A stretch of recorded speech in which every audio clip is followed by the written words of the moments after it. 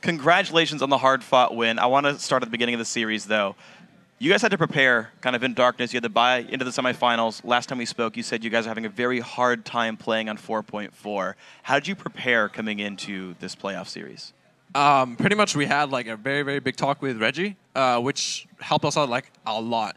We were improving a lot, and I feel like we were actually in a really good spot, but we didn't do any of those things that we learned in the first 2 games, unfortunately. But I feel like we knew what to do, and we weren't like as confused as we were the other weeks. We just didn't really manage to like do it in the first 2 games. Reggie, what were the things you had taught this team? What were the things they were dropping as well? So one of the biggest things when I came back was I was helping them with rotations, and just like how the game should be played out in general.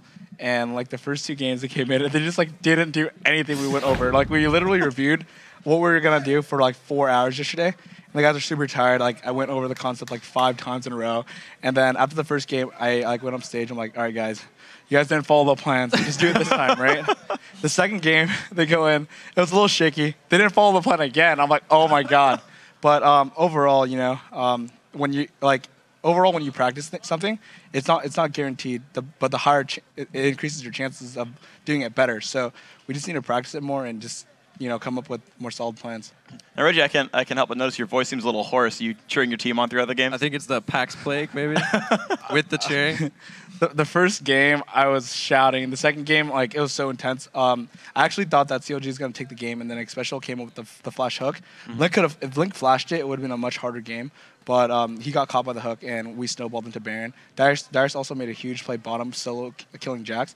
And what happened there was, we just snowballed the game and won. But like that game was a very hard match, and we were slowly climbing back in. It looked really grim though. So I was just shouting and going crazy, and I was like so nervous. Like I didn't even want to watch the match at one point. So, I mean, you talk about this match being so important and nerve-wracking and whatnot. I mean, it's the long-time rivalry, TSM versus Counterlogic Gaming. I know, Reggie, you're now, coaching, and the role must be harder for you. But, Bjergsen, you're kind of absorbing this one now, right? And you're the new you're the MVP of TSM, right? You're leading the charge. What's this match mean to you? Also, because I played against Dexter a lot, and we're good friends, so I kind of have that rivalry too. So I had a rivalry with Dexter, and then we just end up on CLG and TSM. So we kind of have like a friendly rivalry, and then I just join in on the CLG versus TSM bandwagon, pretty much. You just keep it going. All right, so I want to talk to you then. We'll get ourselves into the games now. Gigantic team fight for you guys. It pretty much sealed the deal there down at Dragon, Game 3, if we can get that replay up on your screen. I want you to walk me through how you chose to engage this fight. Yeah, I think we went a little bit too hard here. Xpecial and Darius should have definitely backed off earlier with Odd One, and we would have just been at the Dragon earlier. So Xpecial takes a little bit too much damage because we went in too hard, but we're just so far ahead at this point. We're at 8K, I didn't even realize we were that far ahead. So we kind of like engage and disengage. Here I actually go for double lift, but Afro has an amazing headbutt that pretty much just like stops my kill on double lift. But then again, we're just so strong and we just pretty much like roll over them. I would say if Afro didn't actually use that headbutt, I would probably have insta-killed double lift, so that was really well played by him. You actually mentioned that you were you didn't realize you were 8,000 gold ahead. Yeah. How do you sort of catalog advantages in your head? Like, how do you realize, like, oh, we took a bunch of health, but even in like a 4v5, we're okay? Like at least I knew we were like at least 5K ahead, so I knew we were a lot stronger. But it's like when your support misses or uses all and then we don't get the engage on, and then he gets really chunked. It's hard to know exactly like how much of that gold really matters into a team fight if you're pretty much just lacking one member from the beginning of the fight. So I actually want to press you on a couple other things that happened throughout the series. You picked up mid lane Karma here. I know Karma was a big top laner in Europe last split. I don't know if you pulled it up from seeing those games. Like, what's the deal with Karma mid? I played Karma a lot in solo queue, even back in EU, but I never really felt like it fit the meta. Now the meta is a lot about, unless you're on like CLG's comp in like Game 2 or Game 1, it's a lot about kiting back. And if you have like the speed up, you have the slow, you have good poke, you have good siege. I feel like Karma is just an overall good champion. She's a lot like Nidalee, but with kind of a stronger mid early, but less poke, but better like zoning control. And it just depends on the game what we really want to go for. And we feel like Karma gives some more early mid-game pressure, and that's where we really wanted to get ahead in the game. Well, it's actually good you bring this up then, because our next replay is actually your pentakill in Game 2. If you want to pull that replay up, Bjergsen, if you want to do the honors, talk to me about how this all came about for you. We're pretty far ahead here. Like, we got Baron. I think I just got like a major buy. It's Athene's Deathcap and Void Staff. They get kind of a half-ass engage, so they can't really do too much to us here. And we run back a bit. We're not really sure if we want to fight because they're not going too hard either. They only get Shockwave on Darius. He's a massive tanks. Double lift goes a bit too far in. So Xpecial just gets a good flash play.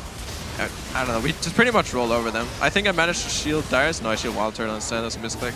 But look how much damage my Mantra Q does. And we just pretty much just win the team fight from there. I got a good 3-man Q on them, but even then, I think we would have just won the fight. All right, so I'll just kind of fill on you, and then right here. Yeah, I wasn't actually sure if I pressed my ult before I queued, so I was kind of worried I wouldn't get the penta, but I did get it. So how did it feel? Like you're like, oh my god, we came back in game 2, because I know you said you're already winning, but like you're down game 1, you've got to win that one. Is that like when you realize we're back in the series, or was it the earlier fight? It was just like when we called Link, I just knew we were back in the game. Even getting the penta, I didn't feel as excited as I think I should have, or people expected me to, because I'm like, damn, I think we should have lost that game. And that's that's what went through my head, was like, I got the penta, but I think that we should have lost that game. But first thought. Like, at least we capitalized on their mistake, and that's really what mattered. Yeah, and that went really well. So you guys won game 3. Reggie, I want to direct this next question to you. You guys know that tomorrow you're going to fight the winner of Curse versus Cloud9. That's the next match. Where are you going to watch that from? We're probably just going to watch it from backstage and just talk about the game and probably rewatch the games a lot tonight and just come up with a good strategy for it. It's definitely going to be a tough match, but, you know, we're going to try our best and come in with a good plan. I think we feel a lot more comfortable after beating CLG. It was just one of those things where we haven't, like, you know, played a match in 2 weeks, and going into it, we're worried because of all the new changes, but it looks like we're going to have a good strategy going in for it tomorrow. Well, that's good. You guys seem to adapt throughout the day. Of course, Reginald, good birthday present there to win the semifinals. Your team is top 2 now. If you can win tomorrow, you'll go into the All-Star Invitational. I guess, Bjergsen, you're going regardless, either in the Challenge or the Invitational, so we'll see you in France. So you guys, incredibly well-played game. The best of 3 went through for you guys. Really awesome stuff. So I guess I'm trying to think of what the next thing to say is. I guess our next match, Cloud9 versus Curse. How do you feel about those 2 teams? We've been scrimming Curse a lot, and I think that they actually looked a lot stronger in scrims than they did against Dig yesterday. Maybe they had, like, they just have to feel confident, but I feel like they've definitely improved a lot, and I think if Cloud9 don't, if they underestimate them the slightest, I think Curse can easily pull out, not easily, but they can pull out a win if Cloud9 doesn't play their fullest. Reggie, how about you? Curse has been looking really strong lately. But the games in Dignitas looked really sloppy. I think that Dignitas should have won that game, but they ended up throwing it like at Baron, like always. That's kind of mean, but it's true. You know, the games were really close.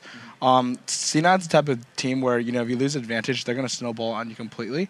So with that type of play, they're not going to win. But, you know, they were doing really well against instant scrims, and they were playing a lot better than what they showcased. I think if they can just get it together, pick good champions, just come in, they can definitely take the match if they just play well. They're really good if they're on their best, but, you know, they have off days as well. All right, well, guys, thank you very much. Congratulations on the win. We'll see you tomorrow in the finals, the best of 5. That'll be fun no matter who you're facing against. Well, after the break, we're going to get to our next semifinal matchup, Cloud9 versus Curse. But first, TSM is one step closer towards winning the